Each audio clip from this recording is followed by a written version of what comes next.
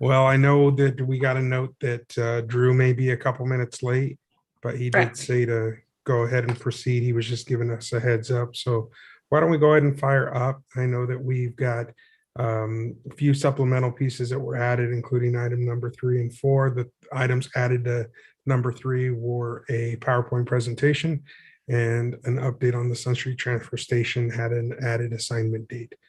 So just wanted to make that clear for the public. If anybody wants to see some of those changes, they were updated on the website. But with that, we're going to go ahead and call to order, and I'm going to ask Erica to take us through a roll call. Director Collin, I'm here. alternate Vice President Tipton is absent, Vice President Cromings, Here. and President Lopez. Here. All right, let's jump into general manager and department manager comments. Let's kick it off with Patrick.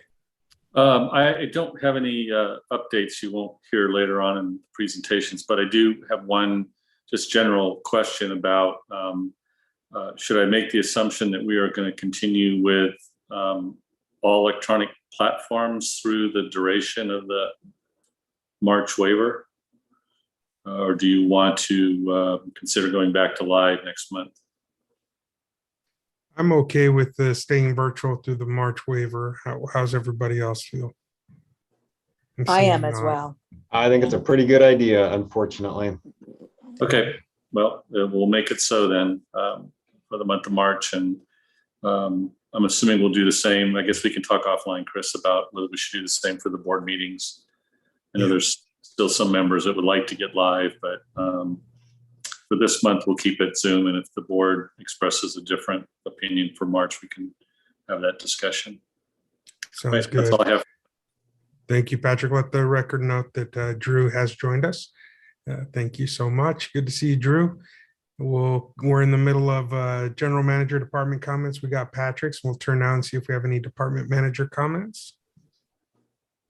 This is Ray. Just to let EC know, we are finalizing the bond issue. The numbers came in at a savings of $1.6 million, roughly 5% of our bond payments, savings at the tail end of the bond. So we'll be done a year early. And actually, savings are slightly higher than what we originally estimated back in September. So they're trying to close this really fast. So Erica's working with your assistant to find a time where I can find you next week before you fly off, Chris, to get your signatures. And I'll get your signatures, hold them while our council reviews everything before I ship them back out, and hopefully everything's in line. But I should have I'm supposed to have the majority of the documents by Monday afternoon. They're going to be FedExed out to the office tomorrow. So quite excited. It's actually a huge amount of savings for the authority, and I'm just quite excited that we were able to make that.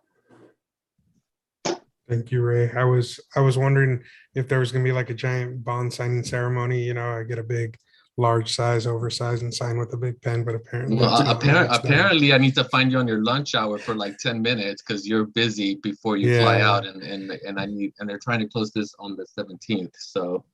Yeah, well, Tuesdays are board days, so we're shooting for that lunch gap, and hopefully we can make that work next Tuesday. Yeah, sounds good. Right. Thank you, Ray. I'm going to kick it over to Mandy. I see Mandy's hand up.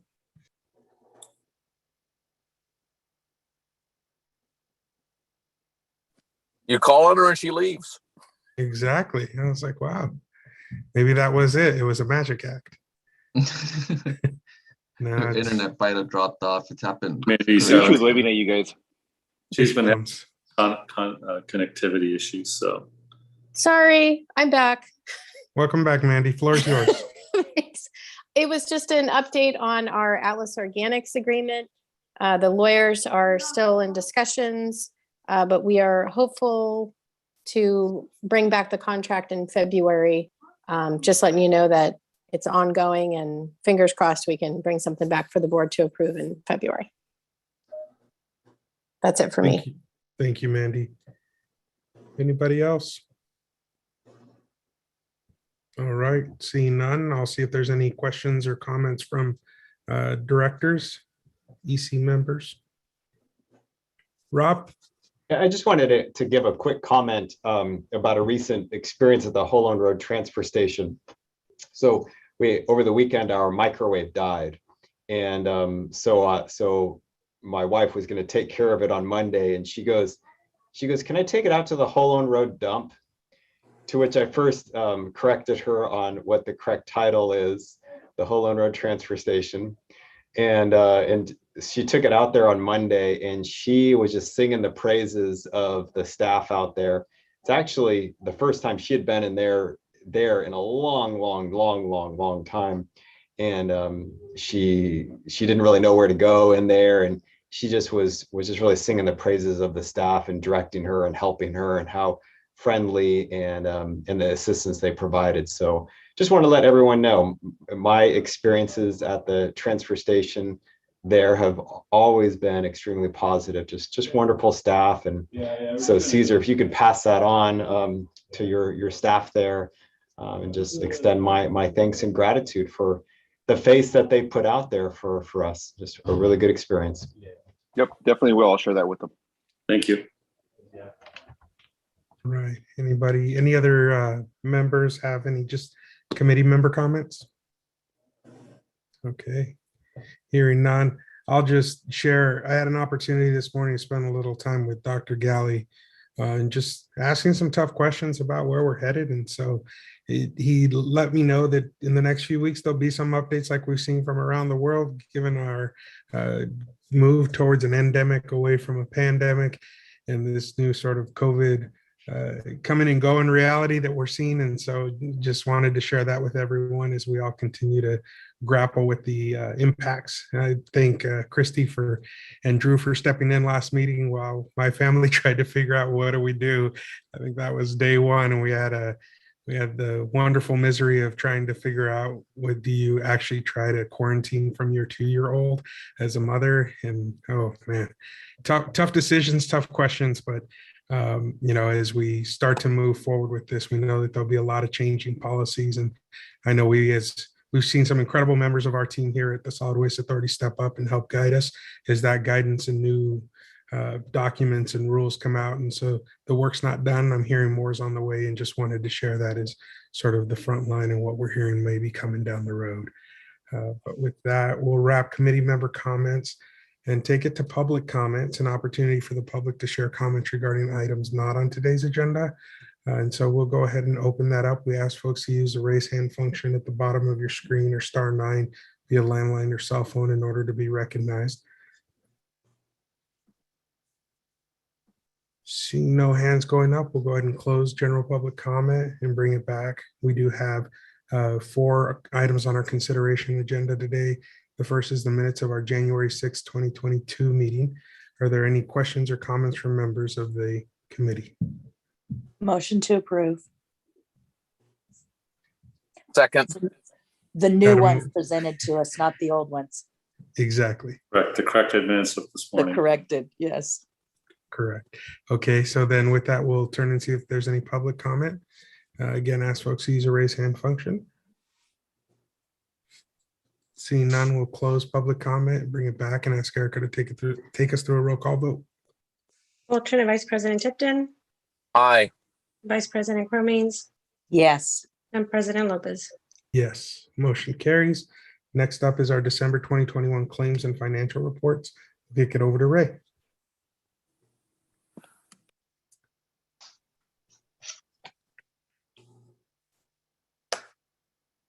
Keep scrolling.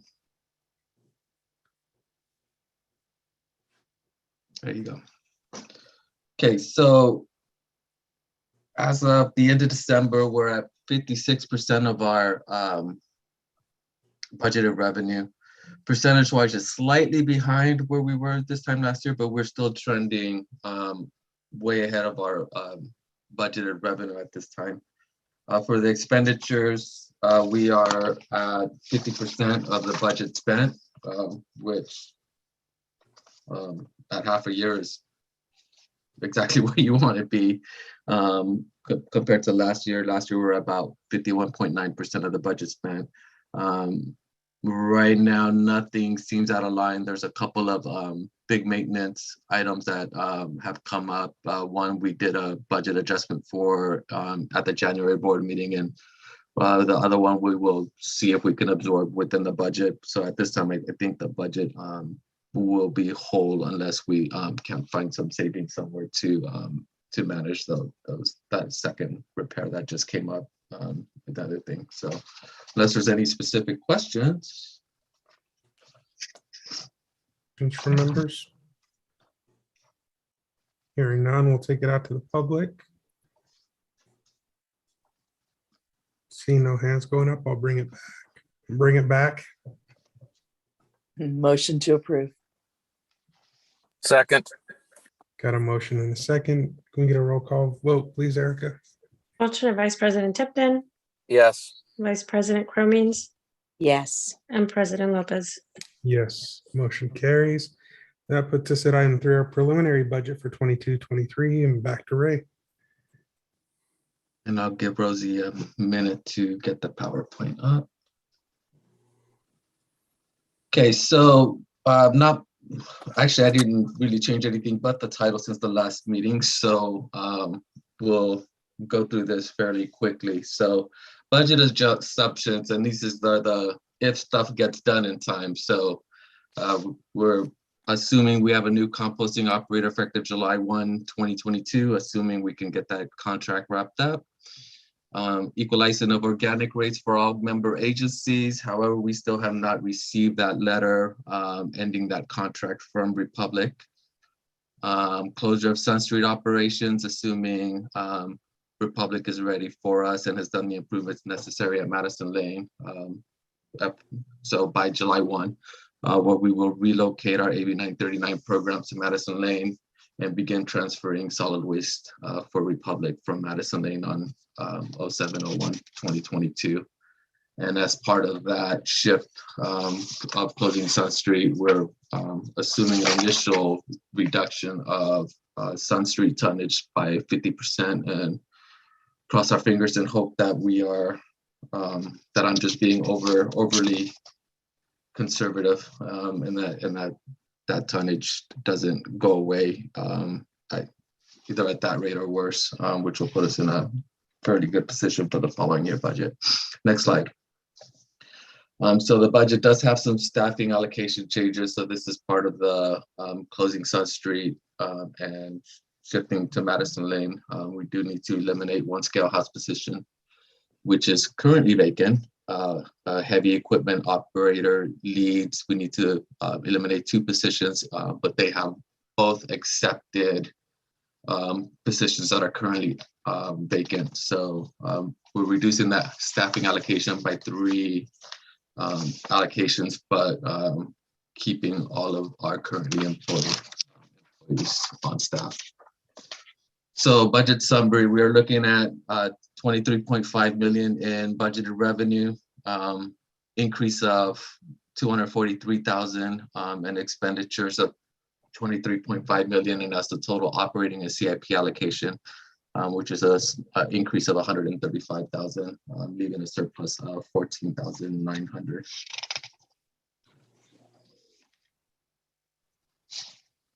So just a summary of the operating changes. So increases to Johnson Canyon operations. So that's fuel maintenance and other costs of running the landfill are 200,000.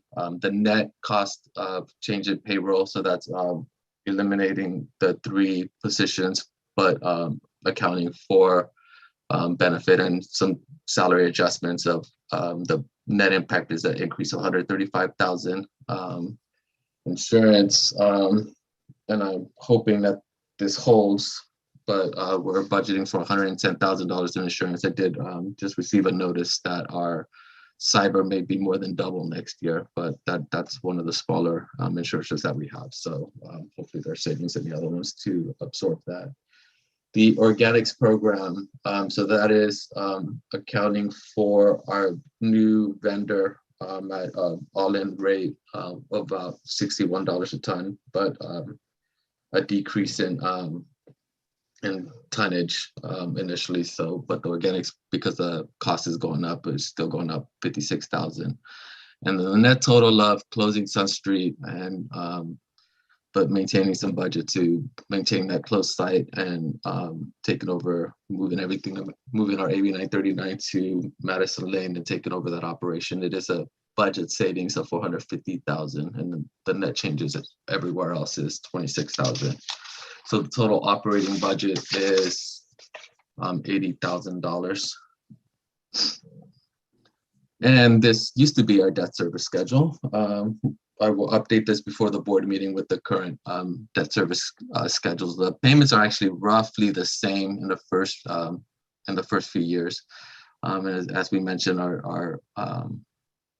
we set up the new bond so that we would have level payments through 3031 and ending those bond payments a year early at $1.6 million in savings, which that's just fun to keep saying. Sorry.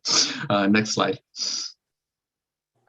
So our CIP budget, as we set aside stuff every year to try to flatten this, and we've gotten to the point where most things are funded at a flat stage. So equipment replacement is going up 30,000, and that's just the difference between what we currently set aside at Sun Street and what the capital needs will be for the Madison Lane operation. Post-closure maintenance, little over $1 million. Diversion programs are going down 50,000. That's just decreasing the set aside for organics this year until we get the new vendor and figure out exactly what we will be responsible for replacing going forward. Johnson Canyon landfill improvements, most that increase is due to us working on rolling closure. We used surplus to start the work in this fiscal year. So we need to start setting aside money for the next few years while we finish the first two phases of that closure. Other than that, everything is the same as this year. So total net CIP allocations are going up $55,000. And then the new cell set aside, which is actually showing the operating budget, we're estimating one little less than $1,050,000 at $5 a ton set aside. And then that gets actually approved during the CIP carryovers. Next slide. So our projected revenue changes. So taking over the Madison Lane hauling at the contract rate will provide about 2.1 million in revenue for the tons we are estimating that they will have for us to transfer. Green waste tipping fees are going up 550,000. So that's both the increase in the tipping fee from $50 to $57, as well as the rate equalization. AB 939 fees, we did a mid-year adjustment for $100,000 using surplus. So we need to fund that program for the new SB 1383 programs, as well as small incremental increase.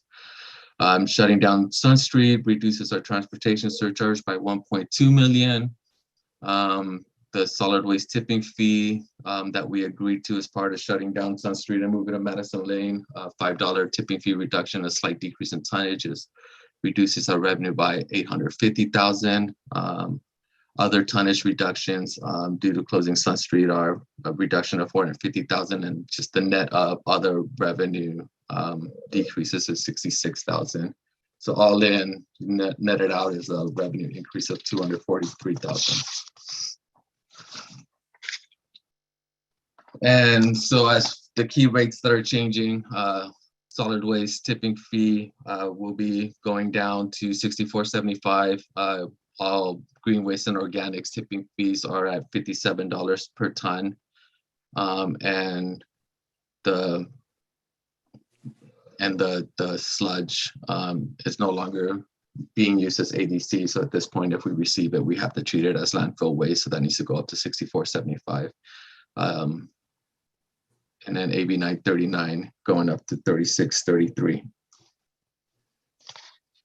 So that is a very quick review of the budget of where we are. We are hoping to bring forth the budget for the at least the rates for approval in March, along with the budget, and hopefully all the other negotiations that go on in the background will line up with what we bring forward. Thank you, Ray. Any questions? Any feedback?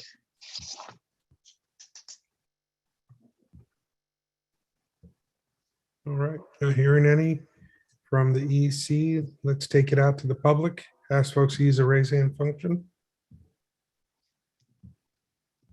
Or folk, singular. All right, we'll bring it back. Seeing none, I guess, what are we looking for today, Ray? Are we looking for a motion to send this to the full? Or Yeah, just- direction. I'm gonna bring it back to the board. I will make some slight modifications to it. The overall budget won't change. But assuming I can get the final debt service schedules, I may adjust those numbers slightly. And if there's a difference, maybe put that in a contingency fund. Just to realign the numbers with what we know. But Okay. yeah, I just need direction to bring it forward to the board, and we'll do the presentation again at the board and see if there's any more feedback. So before we try to finalize the rate hearing. And Ray, that new schedule after our new bonds are done, that will start. Right now, it's giving us like the 13, 14, 15, 16. It will start from this year, right? It starts a whole new schedule. The first payment will be due August 1st of 2022, so next fiscal year. Perfect. And then the 2014, the schedule that you just saw disappears. Perfect. Okay, just making sure that that's where we're going to start from. Yes. Motion to approve for board recommendation. And second. Okay, got a motion in a second. Can you take us through a roll call vote, please, Erica? Alternate Vice President Tipton, Yes. Vice President Cromines, Yes. and President Lopez. Yes, motion carries. We'll head to number 4, an update on our Sun Street Transfer Station relocation project from Patrick. Thank you.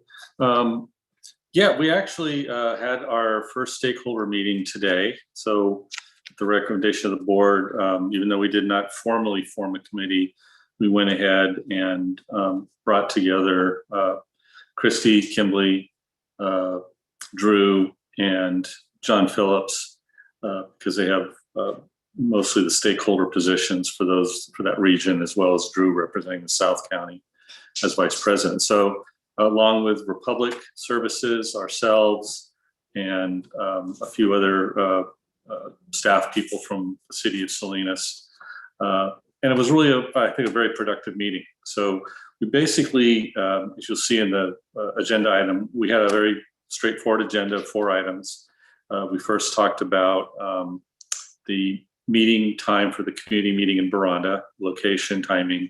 So right now we've identified probably the end of March with everybody's calendar. So we'll be reaching out to the local elementary school to see availability of space, and then polling the elected officials on our subcommittee, as well as the key staff members from city, county, and the authority, and picking a date, hopefully within the next week, and getting that meeting set up.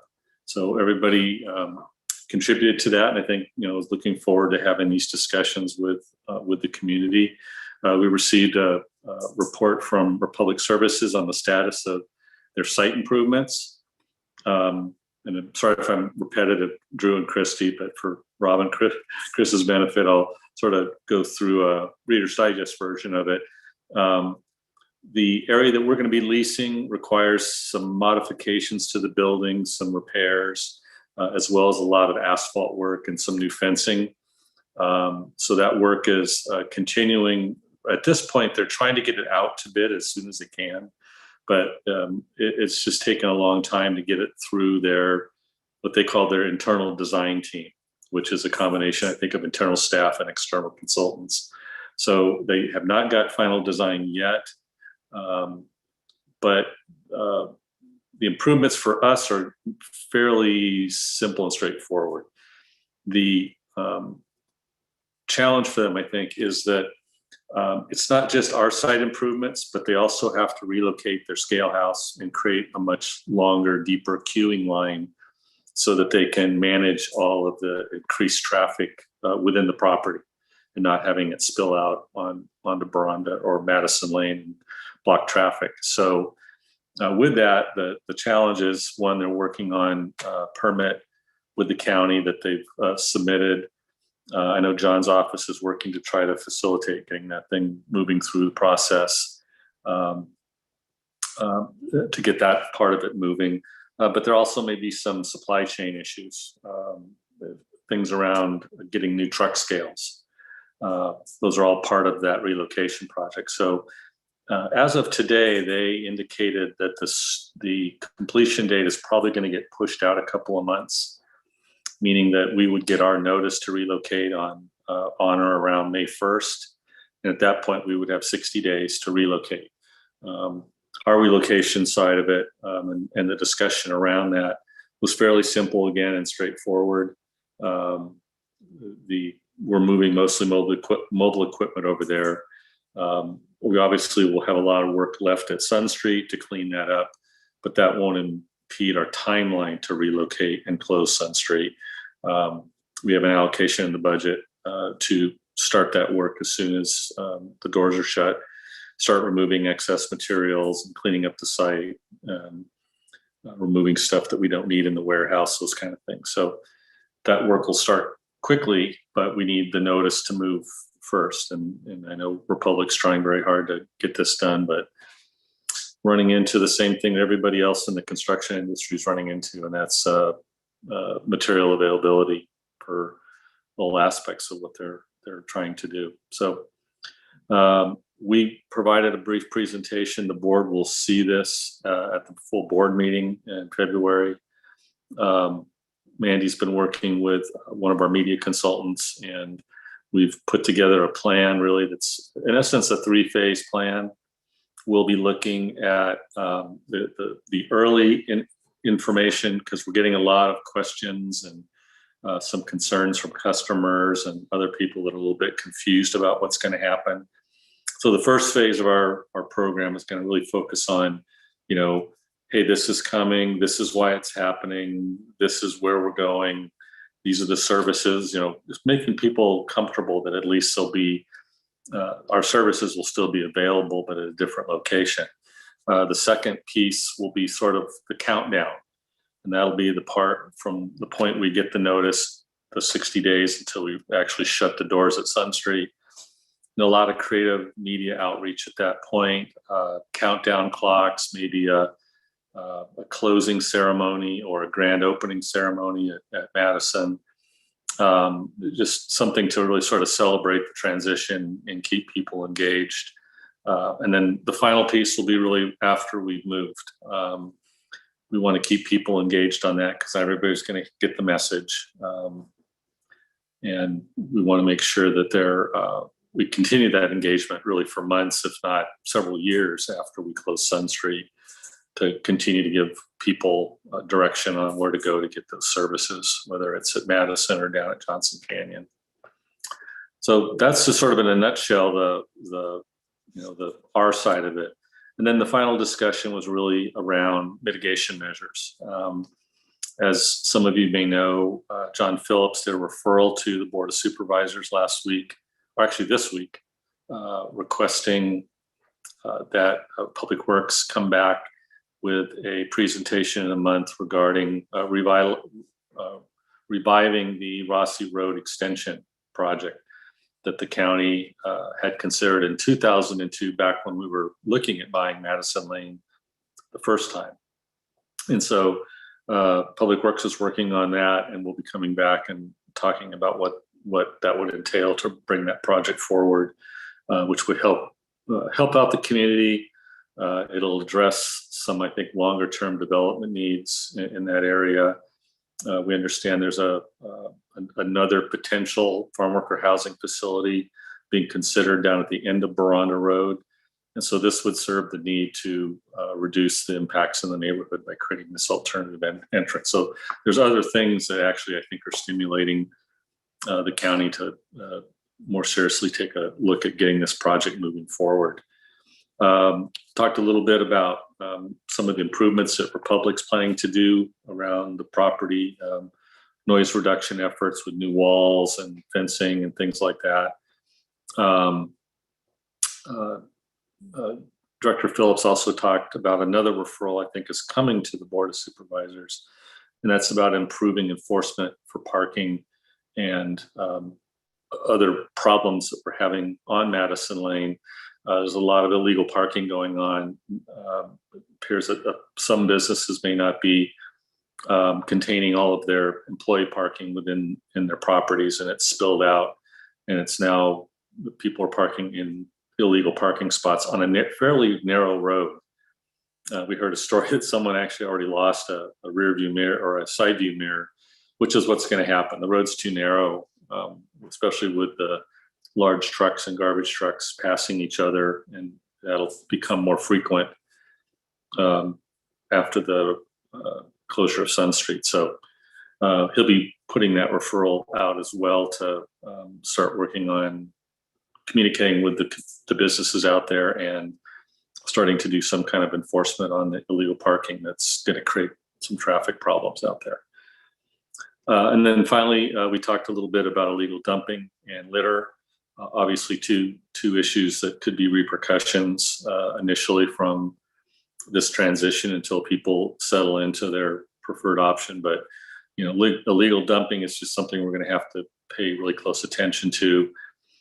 Fortunately, we'll still be at the Sun Street offices administratively, so we can watch what likely will happen at Sun Street as it did when we closed Crazy Horse. That's people are going to come there, be frustrated, drop their garbage, and think someone's going to pick it up. So we're looking at things like relocating some of our existing internal security cameras that won't be needed anymore, and putting some out at the key strategic points where we can monitor illegal dumping and illegal access a little better, because those cameras won't be needed for operational purposes anymore. So we'll be doing some things, putting banners out and some additional signs around Sun Street to remind people of the pitfalls of getting caught if you're illegally dumping. Hopefully that won't become a problem. Republic also agreed at the meeting to increase their amount of litter patrols along Madison, Baranda, and Calle de Adobe. That litter issues from unsecured material, likely will increase a little bit in that area when we increase the traffic. So they've agreed to step up their efforts to be a good neighbor out there. So all in all, I think it was a very productive meeting. I think we got some good marching orders. And the timing, if they can keep with their new time frame, that actually works out just fine for the authority, because that would mean our start date, our closure date would be July 1, the start of the fiscal year. So if they can hold to that date, that'll make Ray and Caesar's job a little easier to have that transition happen at the start of the fiscal year. So we'll cross our fingers that they're able to get through those processes and give us the green light. So I don't know if Drew or Christy, if either one of you want to make any added comments about the meeting today. Yeah, I'll just say that I really agree with you. I thought the timing of it worked out really well for us as the authority. And I thought the meeting went well. I think it accomplished exactly what we were looking for, kind of letting them know that we're all watching, and that it's important to kind of keep their feet to the fire as well, because I was really taken aback that they didn't have renderings. That seems like something pretty simple to have had accomplished, and Luis seemed to obviously be having a problem getting them. You could tell by the look on his face that he was trying and having difficulty. But I think that would be really important for the meeting that we have, the community meeting. Yeah. I did think about talking about Mandy standing outside the gate and sending people away. What do we call our recycle guy? What is his name? Wally Waste Not. We need to have him standing out there, right? Somebody in the suit needs to be standing out there, make it really cute. I was Yeah, thinking about that today. The only problem with that is that is the middle of summer, so it I might be a little know. hot to be sitting in that thing all day. It could might be welcome community this time of service year, for some though. high school student, right? We wouldn't have Mandy do it. We're not picking on you, Mandy, I promise. It's all right, Wally. I will stand out. I'll be Wally, and I'll hand out burritos to those people who choose not to illegally dump. How about that? There you go. There we go. What does our burrito budget look like at this point? I think this year it's going to have to go way up. There's going to be a budget modification request, Drew, just for the burrito budget.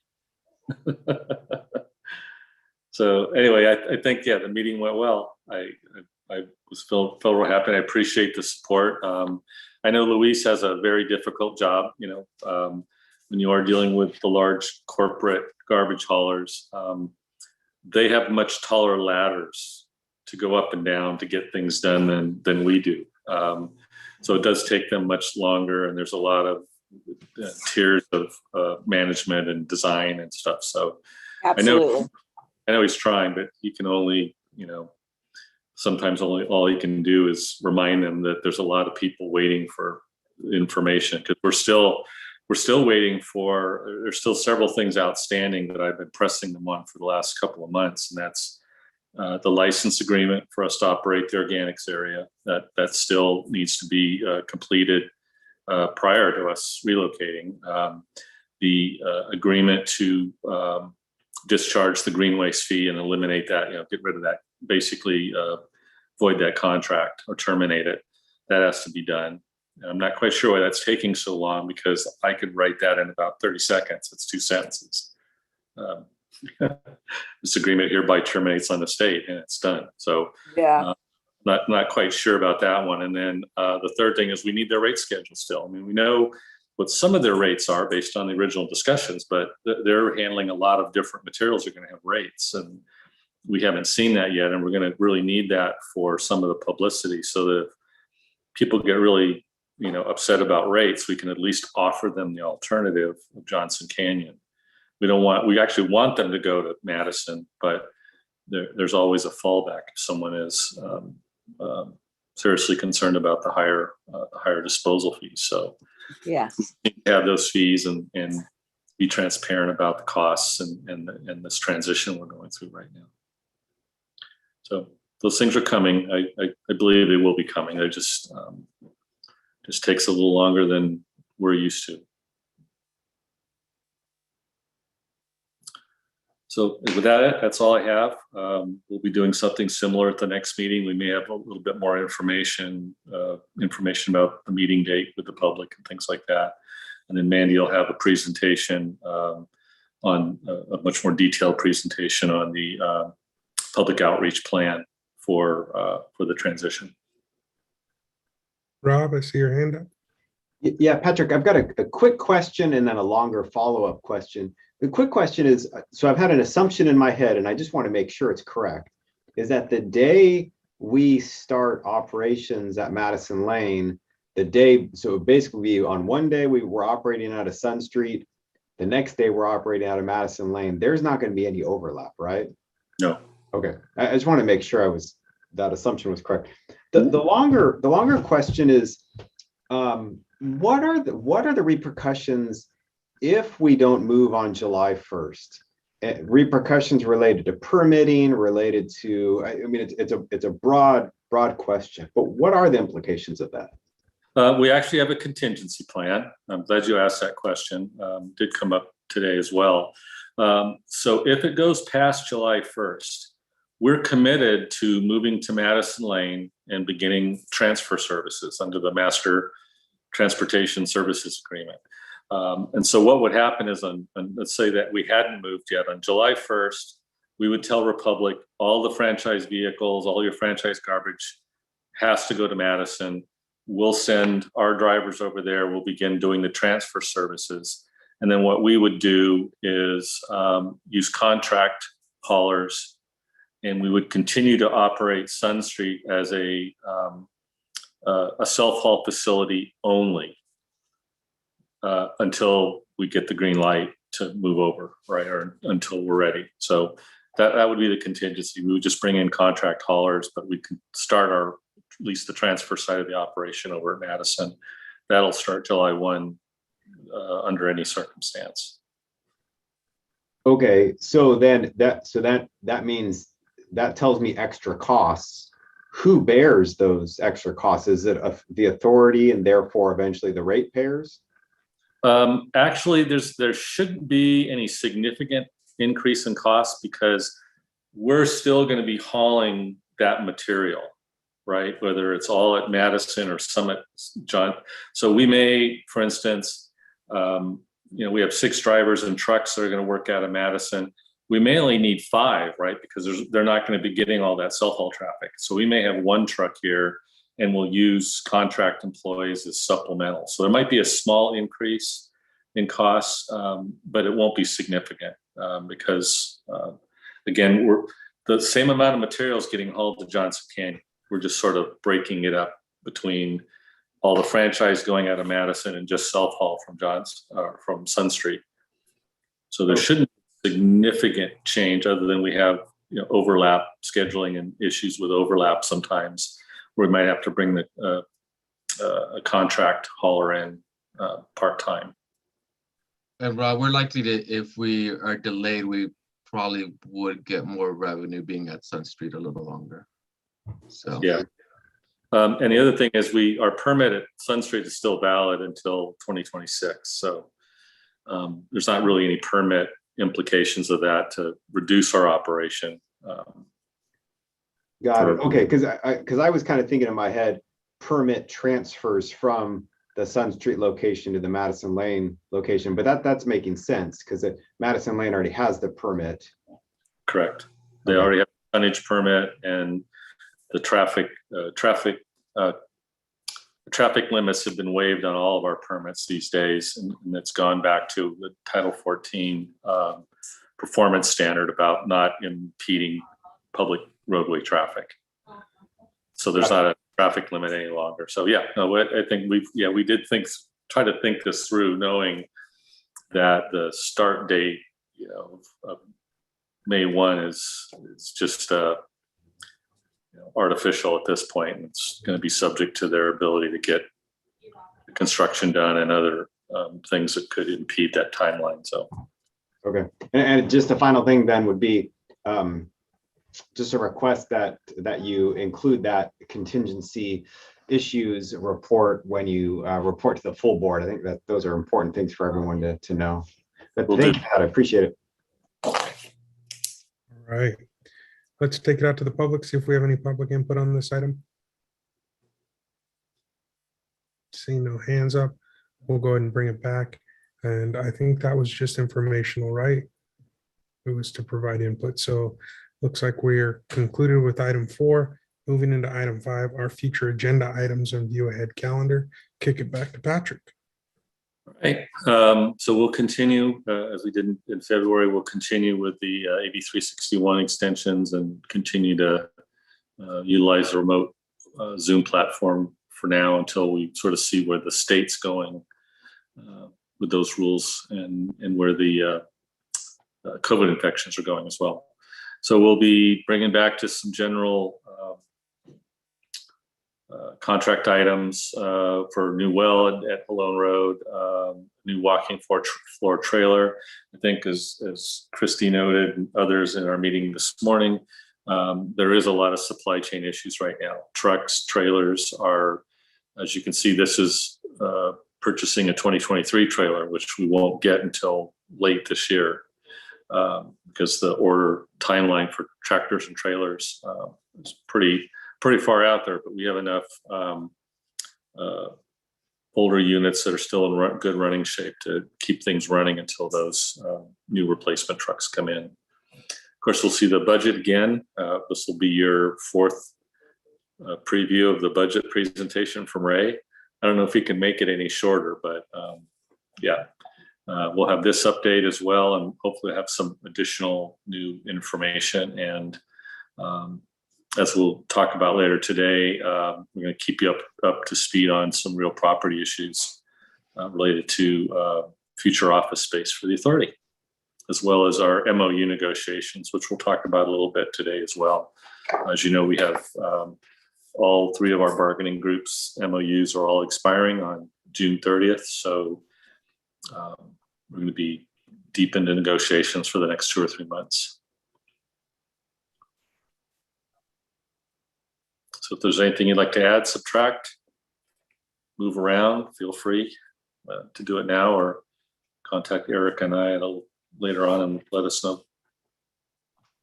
Something I wondered about, Patrick, was perhaps a certificate of appreciation or resolution for Felipe Melchor, since he is left Waste Management, no longer sort of overlapping districts. I know we'll still be working together, but yeah, as a South County resident who spent a decade helping to be part of the system that we all helped create, I think it'd be nice to give him some acknowledgement as he moves on to a new role out on the peninsula. Will do. All right. And actually, related to that reminded me, I had meant to ask for, can someone send me the contact information for the new Kristen Scromey, if we've got that, please? Yes. Okay. Mandy will send it to you. It's Liz Hall. All right, thanks. Who's Kristen's second in command. She's now no longer the protege. Grasshopper. Okay, anybody else want to throw in comments? I saw Christy unmuted for a second. I'm good, Chris. Okay, perfect. Then with that, that's just informational as well. So at this time, we have reached the portion of our agenda where we do go into closed session. So this evening, we do have 4 items on closed session, and they are items 6, 7, 8, and 9. I won't read them out loud, but they are up on the screen. And we'll go ahead and give an opportunity to any member of the public who wishes to comment on items 6, 7, 8, or 9 before we go to closed session. If anybody wishes to make public comment, now would be the time. We ask that you use the raise hand function at the bottom of the screen or *9 via landline or cell phone to be recognized. Seeing no hands going up, we will recess to closed session. That link was sent out to members of the committee by Erica at 2:38 or 48, but it is in your email, and so we will reconvene after that. Seeing the long list there, Patrick, how long do you think that'll be roughly for the? I think 15, 20 minutes. Yeah. Okay, perfect. So we will be back in 15 to 20 minutes. Thank you, everybody.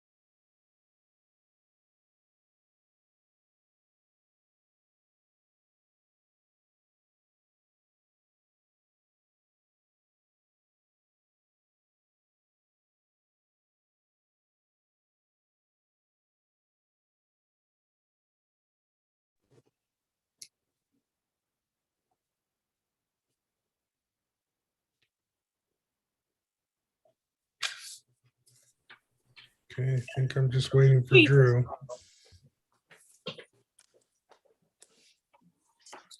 There we go.